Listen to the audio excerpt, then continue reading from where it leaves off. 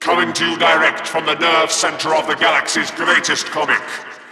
This is the 2000 AD Thrillcast.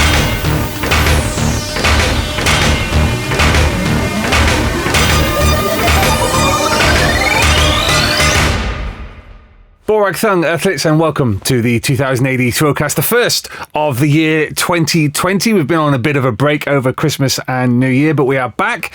Hello to those of you who are watching on YouTube, because we're now all videoed up, so you can see into the 2000 AD sound booth. Ooh, and unfortunately, my face as well. For this first episode of the new year, we're going to be focusing on a new series, Best of 2000 AD, which is coming out in April, supported by a primer issue for Free Comic Book Day, which is on the 2nd of May. The actual first issue of the Best Of is out on 29th of April, and this is a US format, so it's US comic book size, 100 pages, perfect bound. You've got Judge Dredd, you've got Halo Jones, you've got Brink, and you've got Jaeger, which is the Rogue Trooper spin-off series. This is intended as like the ultimate mixtape for 2000 AD, just a thrill shot for people who perhaps have never picked up 2000 AD or picked it up and haven't been able to get it on a regular basis. It's going out through comic book stores, so you won't find it in newsagents. Go to your local comic store before the 23rd of January to make sure that they order their copies. We're going to be having three guests on today for this first podcast. We've got Jamie McKelvie, who's the cover artist for issue number 1. We've got Becky Cloonan, who's the cover artist for issue number 2. And afterwards, we're going to be talking to Owen Johnson, who's the person here at Rebellion who has been helping put this together. And we'll talk about the choices of the content, what the intention is, what we've got coming up. It's all fantastic stuff. Real great way to kick 2020 off.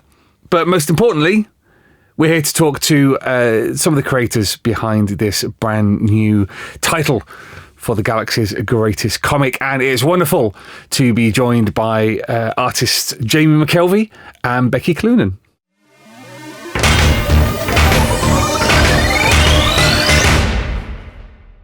So, Best of 2000 AD number 1 is out on the 29th of April, with number 2 the following month, and it's absolutely fantastic to be joined on Skype by issue 1 cover artist Jamie McKelvie.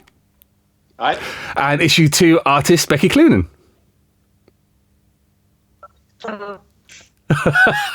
Who froze at that exact moment.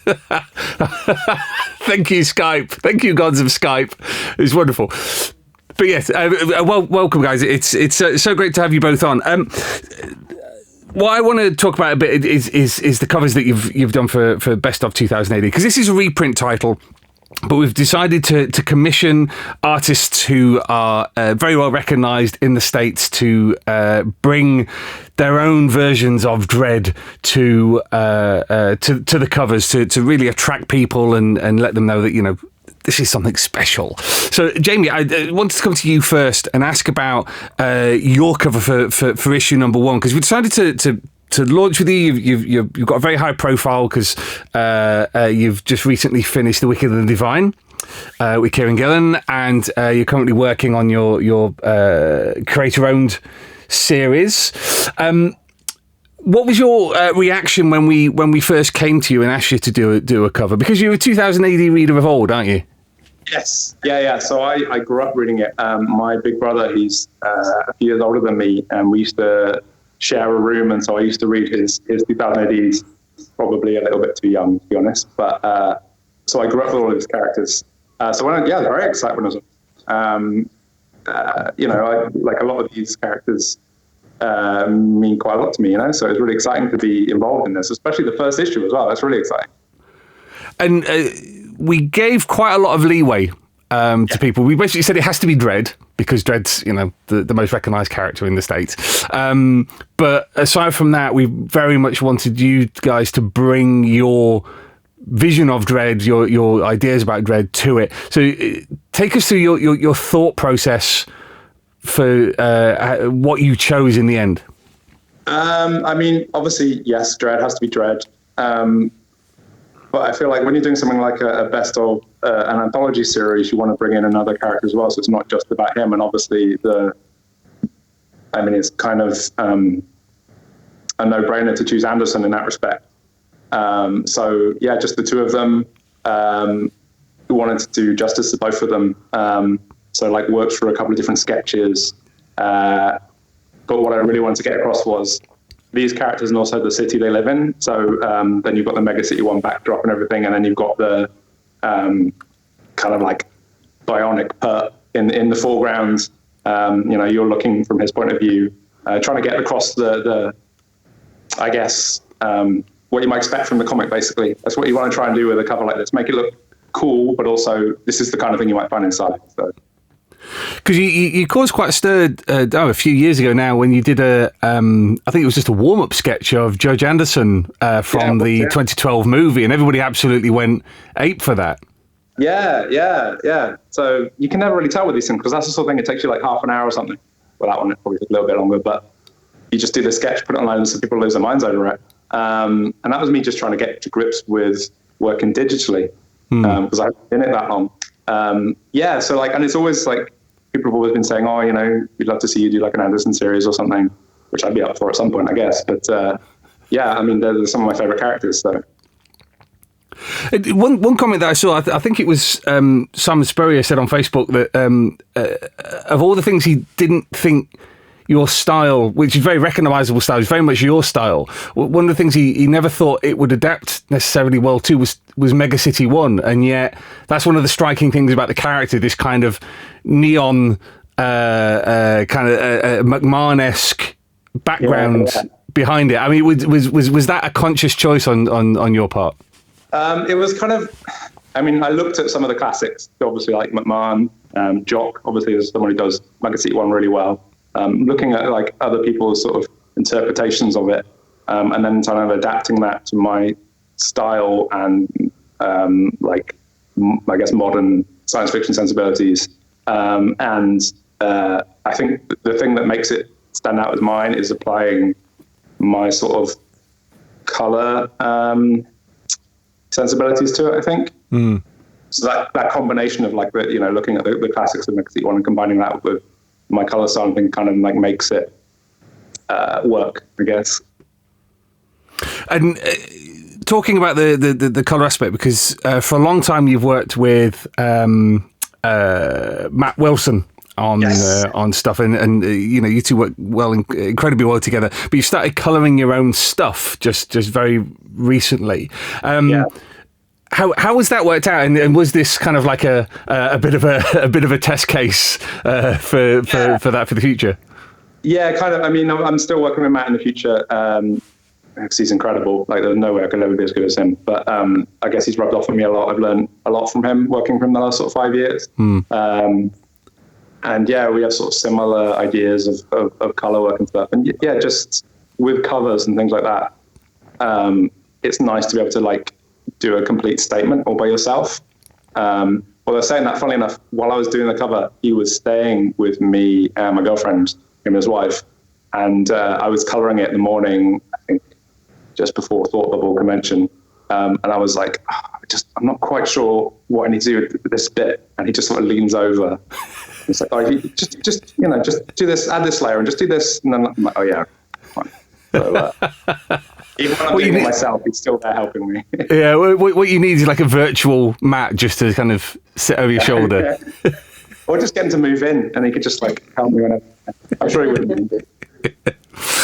So with the cover like this, where you've got Anderson and Dredd, and that the dark hands of the bionic perp at the front.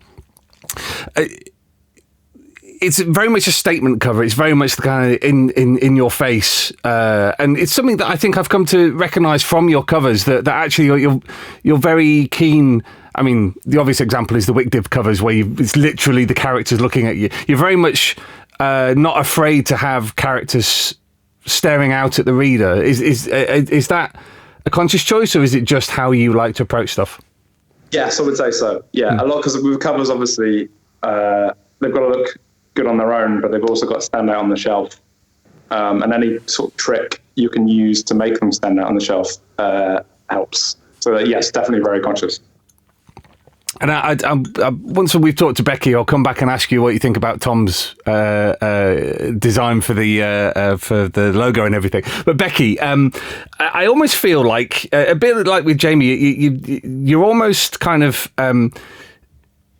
you're almost 2000 AD by proxy. You're one of those artists who should be working for us on a regular basis, just because I think your style has an element of 2000 AD. But I mean, you've worked with Steve Dillon and people like that, haven't you?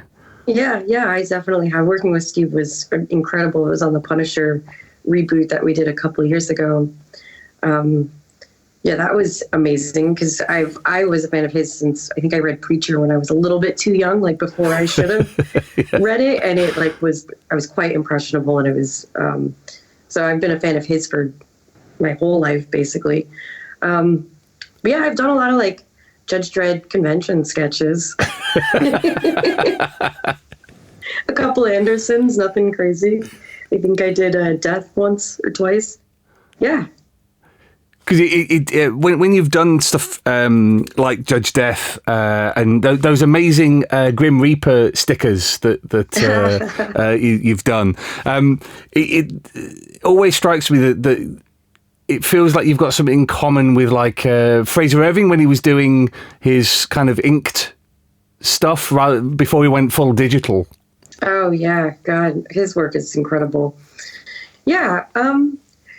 I mean, convention sketches, I can't really say because this cover is the first time I've legitimately drawn Judge Dredd. So it was like for real this time. Like convention sketches, not to say that it's not like real drawing because it's difficult, just as hard, almost harder than drawing at your desk. Yeah. But I don't know. I think you put in more attention to detail and to make sure that it's correct and that you're doing like the right thing and you're making the right choices when you're drawing it. So there's a little bit more stakes, higher stakes, more pressure to do something. More like chance this. for edits as well, I guess. Yeah. Tell us a little bit about your process behind the cover, because I remember Owen, who I'm going to be talking to later, showed me some of the emails that were back and forth between you, and you had quite a vivid idea fairly early on for yours, didn't you? Yeah, the first one, I think I always try and send in like 2 or 3 different sketches, but usually there's one that like hits harder, and I should never even send in the other ones. This is something that I just like, but I always do it because it's like, oh, look at how much work I did, like trying to prove that I'm actually like doing work over here. But the idea, like I just had this kind of very dark, kind of like Akira-esque, Blade Runner-ish look of like Judge Dredd, but it's like you can't tell if he's like, maybe he's a reflection, or maybe like the taillights of the cars and the buildings in the background are the reflection, like kind of blending him in the city to be like merging it so it's almost one thing. And you can't tell if you're looking at the city lights or if you're looking at Judge Dredd. That was the idea. And it was hard to do because it was just, the concept was so strong in my head to try and like then bring it to reality. You're like, oh my, do my hands know how to make this thing?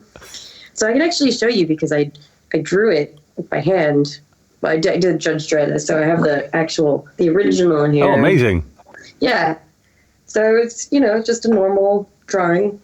The Lawgiver, I just kind of drew. I kind of just made it up. Like, I mean, I didn't just make it up. I looked at a bunch of different ones, and then I like made my own version of like, and then I had to redraw it because it wasn't like the Lawgiver, which, I mean, that's fine. Because I think the one that I drew looks kind of cool. But yeah. But yeah, then, so I drew it. It's mostly just black and white, and then kind of overlaid in Photoshop. Just took the black area, selected it, and then I would just draw lights kind of everywhere in different layers so I could kind of move them around and like change the color and blur them out a little bit. But yeah, it was a lot of trial and error with this one, as is all my work. And was it just the kind of visual aspect, or were you trying to? This sounds odd, but say something about Dredd. You know, were you trying to create a bit of atmosphere about how you view him as a character? 100%. There's a lot of atmosphere in there. I think the real thing was the connection with him in the city. You know, there's that like inherent, you know, someone who's such a big part of their environment, and their environment is such a big part of them. So I think bringing the city into it, even if it's so, the city was more of the atmospheric part. So bringing that in, yeah, like blurring the lines between the two, I guess. Does that make sense? Is that a good answer? I really just thought it was a cool image in my head. I was like, well, that would look cool. But, you know, when I talk it out, it sounds pretty good. One thing I wanted to talk, and we'll talk to Jamie about this in a second. What does Dredd as a character mean to you? Because obviously, Jamie said, you know, he read the comics when he was younger. When I've spoken to a lot of particularly American creators, a lot of them have said, "Oh yeah, I love the '95 movie, but now I know it's a comic book character as well." You know, that's fine. What does the character mean to you? What impact has it had on you? It's so Judge Dredd. We didn't get too much Dredd over here in the States, and so it was. I think the movie was the first time that I was really like aware of it. But I was aware that it was also based on a comic, but I didn't have access to it really, or like. I think until I started going to Thought Bubble was like the first times where I was actually like, okay, let me like check this out a little bit more. So I can't say it was ever like a big influence on me as a kid, except the character just seemed so much larger than life. So it's weird to like be aware of a character and the history of the character without ever having read the books. Do you know what I mean? Like, yeah. It's a strange thing, but I guess that's just, you know, that's just what I get for growing up in the States, I suppose. Jamie, it's kind of same question to you, really. You know, like I said, you grew up reading it, but your path into comics was not the, shall we say, the usual British journey through 2000 AD and over to the States. So what does the character mean to you? It's weird when I think back to it, because like I say, I was pretty young when I started reading it. It was sort of the first comic I was reading where I was aware, not necessarily getting everything, but like I was aware there's some other level to these things. And reading it, like he isn't just a straight ahead hero. This isn't just black and white justice. You know what I mean? Like it was the first time I was aware of a comic that was much more complex than stuff I've been reading before. And so that sort of introduction into those ideas was pretty powerful, I think, in terms of how I read comics and how I make comics even. Because I think we've talked about this before, that when we chatted at New York Comic Con, I think, one year, about the influence of things like Nemesis on you, and particularly Kieran. Yeah. Oh my gosh, yeah. So yeah. I mean, I'll tell the story again, but there was that we were sharing a table. It was the very, very early days where we were promoting the first sonogram. We were sharing a table with Matt Fraction, who was there because of Casanova. And we were talking about stuff, and I can't remember. I think Kieran brought up some comparison between something in Casanova and Nemesis, and Matt was like, "Well, I've never read Nemesis." And I was like, Kieran's like, "Right, okay, hold on," and he ran off. I think he ran to your table to buy the collection of Nemesis the Warlock to bring it back to Matt, and I was like, immediately handed it to Matt. I'm like, "You have to read this now." And then Matt read it. He was like, "Oh yeah, now I understand why you're like this." It suddenly makes a lot more sense. Yeah. It's funny, like so my brother, he's a drum and bass musician and producer and DJ, and even his career is sort of influenced by it. So his group in the 90s was called Bad Company, obviously inspired by 2000 AD. So like both of the years came off of both of us sitting in that room reading 2000 AD together. Becky, as we've already talked about with Jamie, this is a brand new series for 2000 AD where we're pushing our best content, our best modern content into the States. It's about time. Yeah. And as the cover artist for issue 2, I mean, what's your take on how you think this will be received? Because it's been great to see the reaction online of people who've seen your cover and go, oh my God, this makes perfect sense. I think a lot of people have the same reaction as I do. It's like this finally, this book is more widely available in the States. And I feel like it should have been for a while. And I think it's coming at like a perfect time where people who have been aware of this character for a very long time, but maybe never read it or never had the chance to pick up one of the books, or, saw the movie, but didn't know it was based on a comic, perhaps. I think it's the perfect time. I think, I hope you guys do more of this kind of stuff. I mean, hopefully, in the future. No, it's good. And Jamie's already clearly promised to draw a Joe Jansen series for us, and that is contractual obligation now, I'm afraid. But it's as somebody who's worked on kind of, I don't know, Dredd adjacent characters, so like Punisher, I guess some people would lump in with a character like Dredd. Is this a world that you think you would enjoy exploring in actual comics? 100%, yes. So, Jamie, if you need a co-writer or a cover artist or someone to do fill-in issues. All right. That's sorted now then, okay. Help me. Brilliant. I mean, that's kind of... let me have a look at my list of questions. That's kind of it, really, I think. I've asked all the questions that I needed to ask. I can't think of anything else. Can we talk about that logo design for a second? Oh, yes, thank you. Saved by Becky. That's a good point. Right, we'll go with that.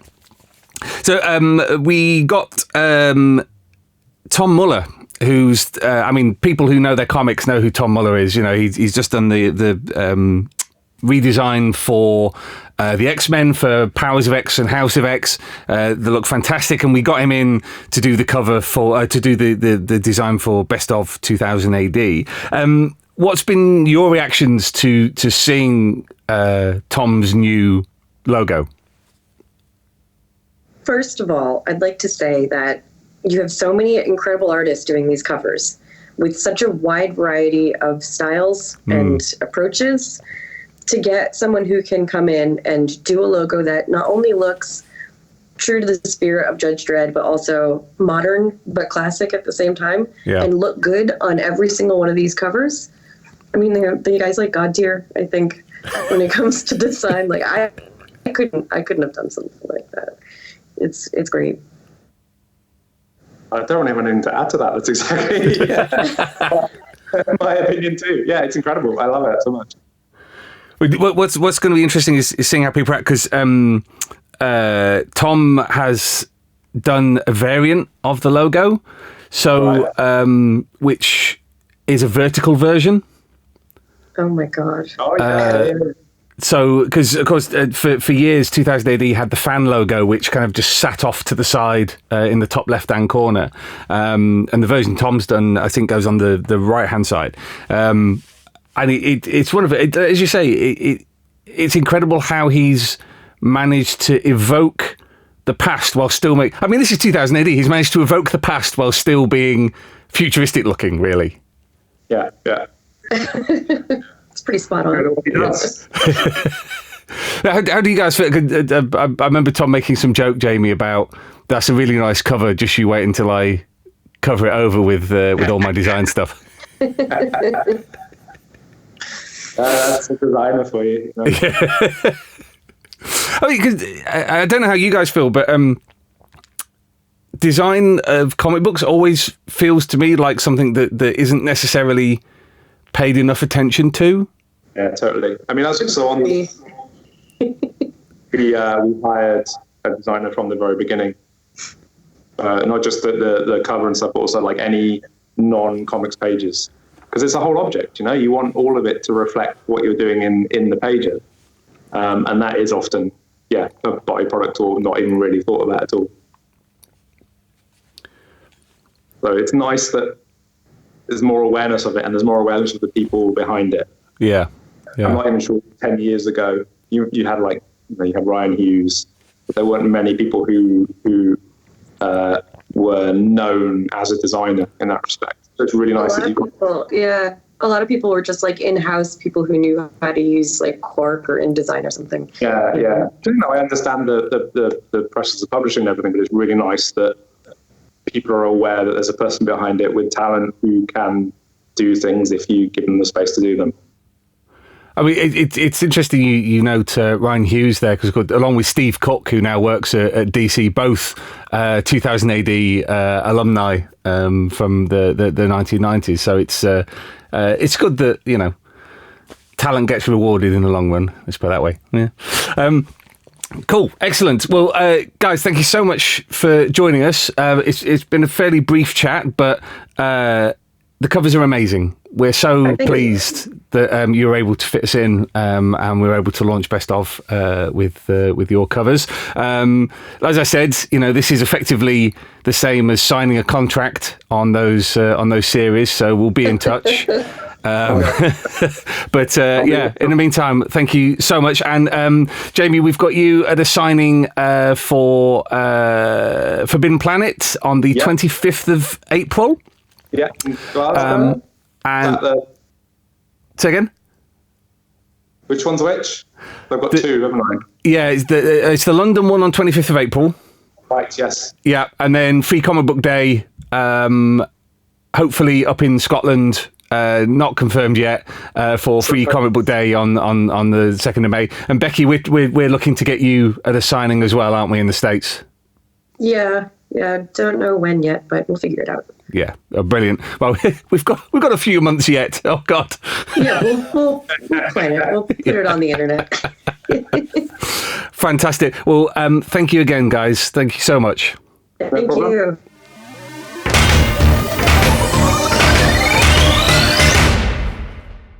Well, thanks so much to Becky and to Jamie for taking some time to talk to us. I'm joined in this delightful environment by Owen Johnson, who is the Sisyphus of this project. Yes, that's me. Wow. Okay, that's how this is going to go, is it? No, right, fine. Okay. It's been 3 months into a 6-long marketing campaign, so I am as tired as I look and sound. So, you're helping push this forward alongside Matt Smith, the editor of 2000 AD. Do you want to tell us a little bit about how this project came about? Because for a lot of people, America to 2000 AD seems like the uncrackable egg. Mm-hmm. So why have we decided to take another crack at it? Well, you've got to even go further back than that. I think after we did the 40th anniversary festival a few years ago, I think there was a certain amount of that was looking at like all the history and where it's on a kind of been, where 2000 AD as a comic has been. And I think at the time, a lot of people, in the Nerve Centre were kind of going, okay, well, it naturally makes you think, well, what's next? Yeah. What do we do now? And so this, I think, was a natural kind of evolution of that and going, well, what can we kind of do to broaden things out? We've done Free Comic Book Day a couple of times out in the States, and they've done really well. But it's such a Free Comic Book Day, for those who don't know. I assume that you've explained that already. But it's a day worldwide now that all retailers do in their comic stores, and they pay for free comics from publishers. And then the idea is to get new people into the comic stores, primarily kids or young adults, to read the stuff that makes the industry turn, and the idea of making new fans. And we've done it enough times now to realise it's a really great jumping on point. And so I think of it less as like although we can talk about the American market, but the idea of just for 2080, how do we get new readers? Yeah. Because there's plenty of us there that are kind of diehard fans that really, really enjoyed it over the years. But how do you then open that out and find accessible? It's a 40-year history. I described it earlier as like this giant comic book symphony that we're familiar with, but it's really easy to not remember that lots of people aren't. So that was kind of the idea. And in the States, they've got a great history of a very, very different kind of comic.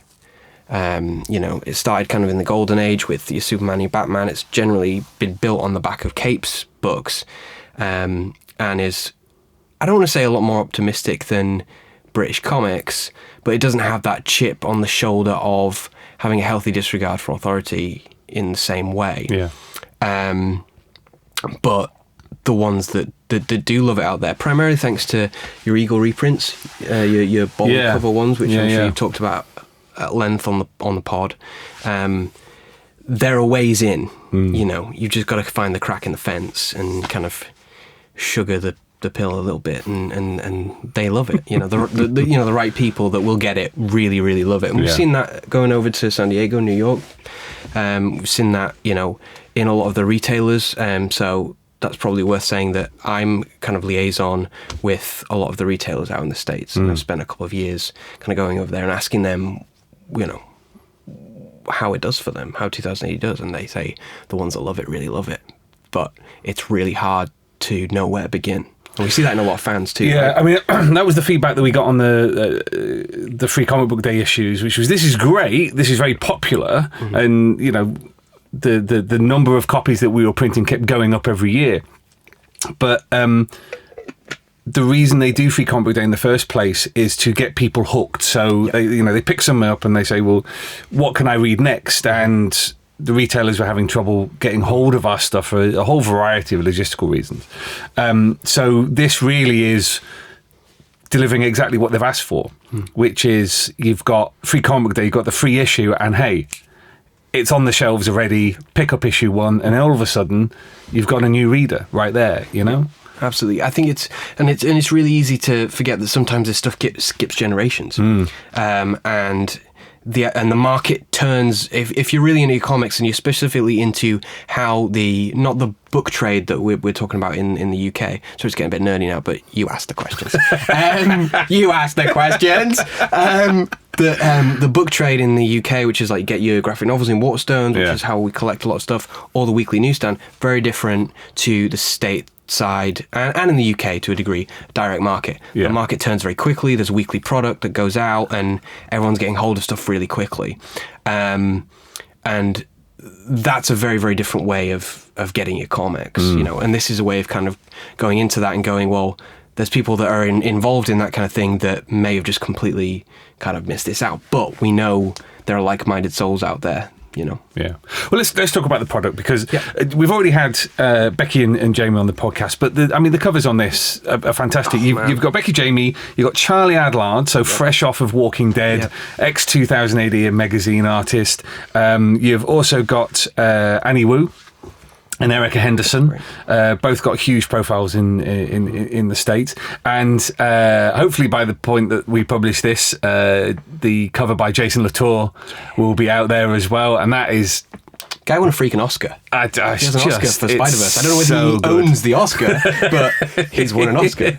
Morally, it's on his shelf. Yeah, sure. As I said to Jamie and Becky, that has allowed us to debut Tom Muller's vertical version of the logo, which looks... it's so great to have a package that is integrated like that, where it's been thought out beforehand rather than, how do we make this fit, further down the line. Tell me a bit about why you brought Tom on board. I've been a huge fan of Tom's work for years and years. I saw him come up through kind of doing a lot of... he started... I don't know where technically he started, but I first saw his work on a lot of image books, creator-owned image books. And his career is just kind of... at least in comics, it's just kind of lifted to the point where he blew up doing House of X, Power of X, which was the huge X-Men relaunch of the summer just gone, and that's when I don't know whether it was Hickman that kind of got him involved. I think that's what they've said on podcasts and stuff, or whether it was Marvel. But he's basically he's the only one seeing every single book that's in that line, and I've just been a huge fan of the kind of futurism of his stuff, the kind of modular way he puts stuff together. It just seems like design. Everything I saw out of his stuff was design that you don't see a lot of in comics, and you make stuff that really pops. So when I was penniless, I asked him kind of his rate for like my own creator and comics, and he kind of carefully just kind of chuckled at me, and he was like, I'll see you in a couple of years kind of thing. And I was like, okay, fine. So when it kind of came around to like getting foot in here and thinking who would be great to package this in a way and really relish the design process to create. I've always been a huge fan of stuff that it feels like an artifact. When you're doing print comics, you can do something that isn't available anywhere else, the tactile quality of those things. And that was a long process. Like I said, it's been quite a big process of going, what do we want this to feel like? Do we want this to feel really retro? Do we want this to feel, and the kind of feeling in the Nerve Center was like, we want this to be an evolution. We want this to go, well, here's where we've been. Here's just a little nudge somewhere else, or just reflect now, like where we are now in that process, what sci-fi is doing now. And Tom was the first person I thought of. And we're really lucky to have him, basically. Because it's interesting to use the word artifact, because this is 100 pages perfect bound, so it's got a nice square spine to it. It feels, I mean, the Americans would call it an annual, that kind of thick, square, perfect bound comic book. It feels chunky, it feels special, particularly with these covers and this design. But let's talk about the future, because the first 12 issues, one season. You've got a standalone Dredd story in each of these issues. You've also got the ongoing Brink and Jaeger and Halo Jones, but we've got lots of stuff sort of further down the line that we're hoping to do. What's the outcome of this? What are you? I mean, we've kind of covered this already, but what are you hoping for with this? I want it to do well. I mean, you can't really go into numbers, but it would be really wonderful if it did the numbers that would justify it kind of continuing. We can do everything we can in our power, but as I explained, the market turns so quickly, and it's such a volatile thing. It really relies on plug the pre-order system. So it relies on both fans going in like, this looks super cool, brilliant, and then walking out. It makes a huge difference, as opposed to going in and going, this looks brilliant, please put me down for all 12 issues. Because then a retailer knows, in this bizarre ordering system in which they have to order things 2 months ahead of release, but that's a whole different thing for another time, that there is demand for this. People have seen it online, they think it looks great, they go in, and that's really what we're relying on, and rather than to kind of walk in kind of sales. So if we get enough and we can run it right through to the end, then that's the ideal kind of situation for us. I'd love to see it extend, and see what we can do, and talk to retailers and say, well, what worked for you, kind of what didn't, what can we change kind of in the future. We're always looking to do better at what we do, but I love it to just have a really good cultural footprint that sounds like a very bland way of saying that we want to be I want to be at a show and a kid comes up to me and he's like 15, 16 that was like, I've never read 2080 before, and I picked this up and it blew my freaking mind. That's kind of like the dream, and you go, well, you're going to stick with it, what else are you going to read? That's the idea. This is a gateway. It has to kind of go, look, here's this whole world of stuff, and if that then means that people are reading the other books and they're getting into stuff that aren't available in this, that's the dream. I'd like to keep going, but the idea is to foster a new generation of fans, really. And so, first issue, we've got, and this is a fantastic lineup. We've got Terror by Judge Dredd. Terror, Judge Dredd story by John Wagner and Conor McNeil. Props to Matt. I hadn't read that before we put it in there. Isn't it? It's insanely good. And so, sorry, it's very easy. No, it's very easy to say this. It's so on point for now as well. You've then got Jaeger by Gordon Rennie, Simon Colby, and Leonard Grady. Just throws you in. It really does. It's not like explaining anything. But the thing is, it's perfect. I read the collections of Low, Right? the Image series, and that's exactly the same. It's Odyssey, the Christian Ward. Matt Fraction series Fraction. again, right in at the deep end. You know, this shouldn't be an alien concept to people. Then you've got Brink, which I read the trades of that over Christmas, and it's so good. It's so good, Owen. It's a brilliant book.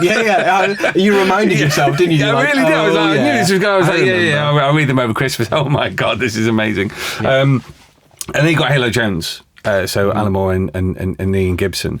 And these series will continue through issues 2, 3, 4, etc. for as long as they last. Yeah, you're going to have some breaks in there from stuff. So we've kind of we've done it in such a way. Matt's put the thing together in a way that you're only like an issue or 2 away from something new kind of kicking off. It'll all be in chunks of like 3 or 4 issues. So then you'll get that, and then something else will kind of roll around. And, there's some beautiful stuff coming up. There's like some Charlie Adlard actual sequentials coming up. There's Chris Weston, if anyone's read The Filth and stuff. I mean, your fans should be absolutely no doubt who he is. No doubt as to Chris Weston's talents, but some stuff with him and Rob Williams and stuff. So there's some really good stuff coming down the pipe. It should be like you're only 1 issue away from like this new thing that'll blow your mind if you've never read anything before.